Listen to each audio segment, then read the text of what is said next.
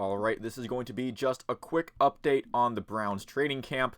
I thought about doing a compilation of maybe the entire AFC North, but honestly, I do think that I'm only going to report on the other teams in the AFC North, their stuff, if it is truly like majorly noteworthy. Like, I do think the Joe Burrow injury scare was something that was noteworthy enough to report on, but if it's just the menial going through the motions of training camp, I'm not going to report on that stuff for other AFC North teams as much.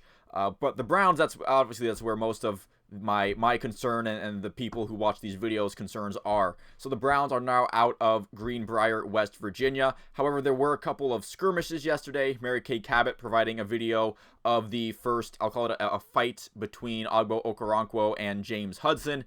I mean, it wasn't really all that major, but there were some some pushing and shoving and a lot of words back and forth, I'm assuming.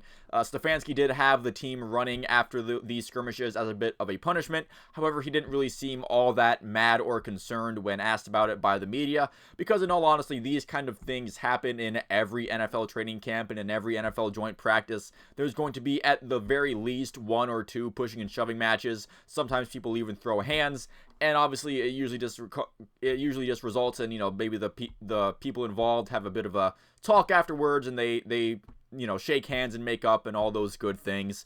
Stefanski, obviously, you can make what you want out of him making the team run laps. I just think it was kind of that's just sort of the protocol, I suppose. I don't think it's going to have any major implication throughout the rest of camp, or how he's going to make any sort of lineup decision, or if it's going to play into effect on how he handles the Hall of Fame game. I think it's just kind of one of those things that it happens. They talk about it afterwards, and then we all just kind of move on for the next one. Like Bengals training camp stuff has gotten chippy as well. It happens with pretty much every single NFL team. All the joint practices will have some skirmishes between two opposing players on different teams, because it is a very competitive time in the NFL. Even though there's not nearly as many eyeballs on it, there's 90 roster spots, only 53 of those guys are going to make it. You have guys that are legitimately competing for their jobs, for a better spot in their careers. So, tensions are going to flare up. There are going to be words said that are going to inflame a response, and I feel like that might be